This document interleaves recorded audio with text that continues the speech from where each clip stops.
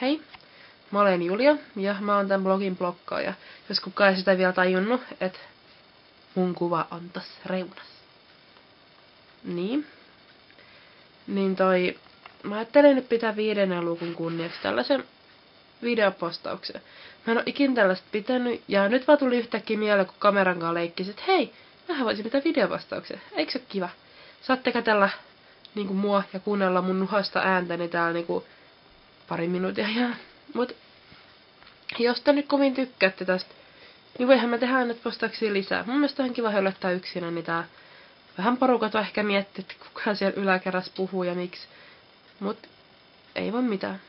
Mä ajattelin nyt kertoa, kun tää on kuitenkin eläinblogi, että miten mun hamsteriharrastus oikein lähti liikkeelle.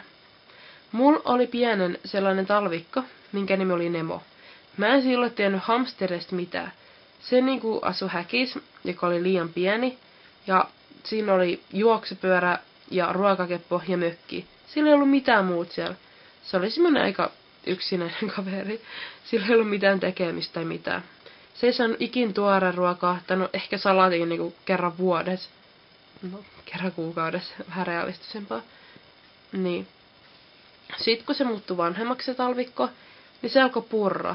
Mä en tiedä johtuisiko se siitä, että minä tyhmänä lapsena herättelin sitä aina keskellä päivää, että jes, kaverit tuli kattamaan sua, nousepa ylös. Niin. Ja tämän takia se puri just silloin päivisinkin. Kato vaan, oho se tippui lattialle, juoksi kaapialla piiloon. Sitten se saikin nimes Nemo, kun olitte aina Nemoa etsimässä. Et se oli aika jännä.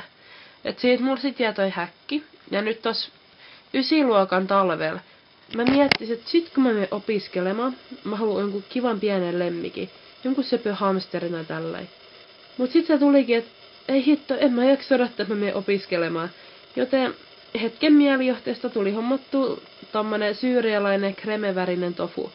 Ja mä ehkä kaduinkin vähän sen jälkeen, että miksi mä nyt ollaan syöty, että en mä mikä hamsteriystävä yhtään.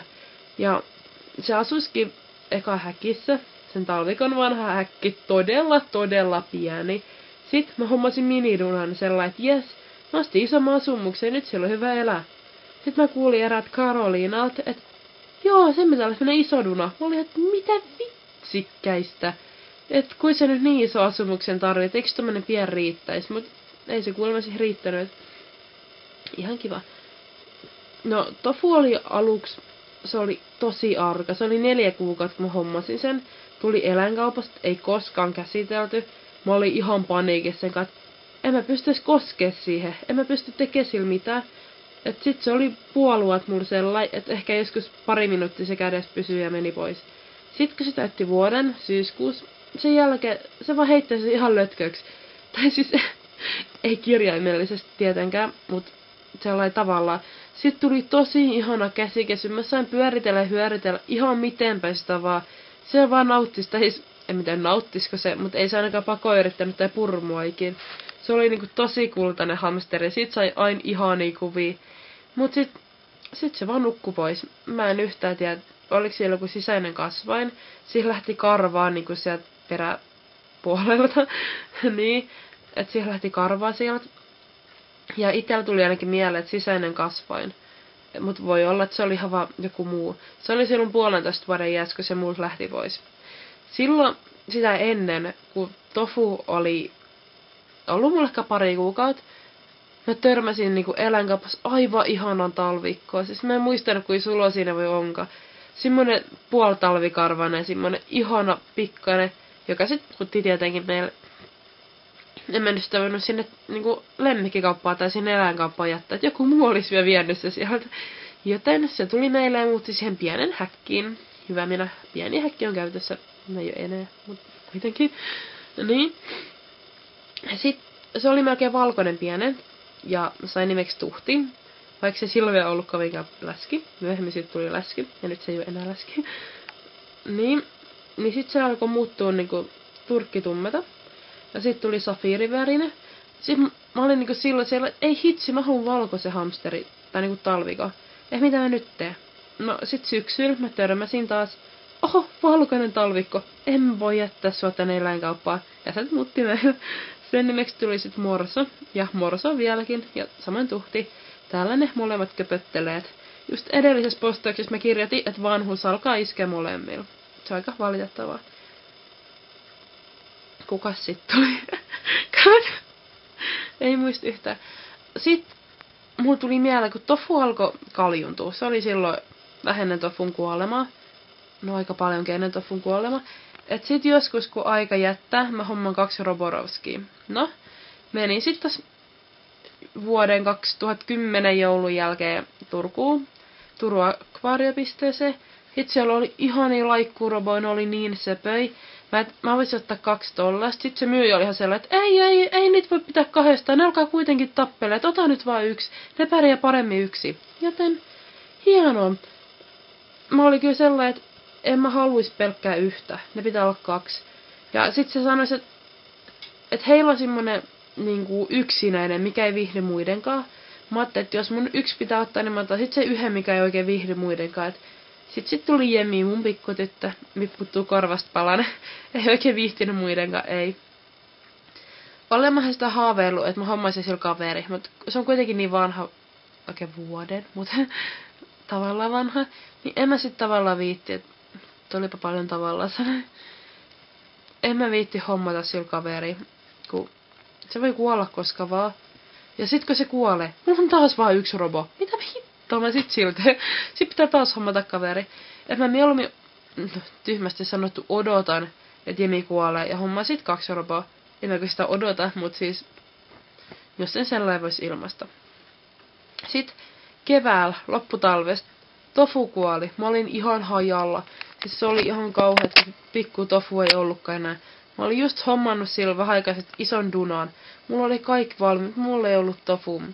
No, heti tofun kuoleman jälkeen mä marssin eläinkauppaan, otan ensimmäisen hamsterin kun tulee vastaan, Kremen VN poika, Hipsu. Se oli niin hätäinen päätös, siitä vaan mukaan, kun se olisi melkein sama värinen kuin tofu. No jes, siis älkää ikinä ostako niinku hamsteri harkitsematta, ainakaan kun just toinen on kuollut. Mut joo. Sitten mä olin ollut yhteydessä sitä ennen porilaisen kasvattajaa, jolle olisi tullut myöhemmin pitkäkarvasi poikasi.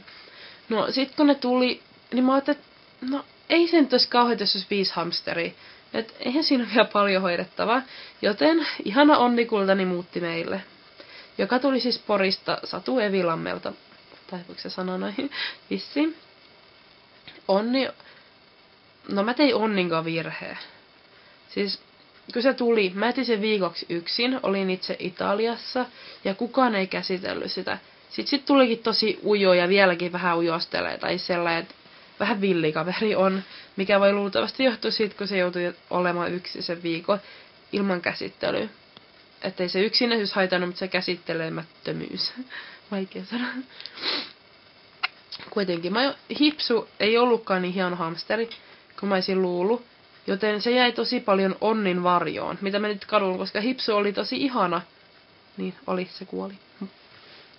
Tyhmästi sanottu sekin, mut siis. Niin.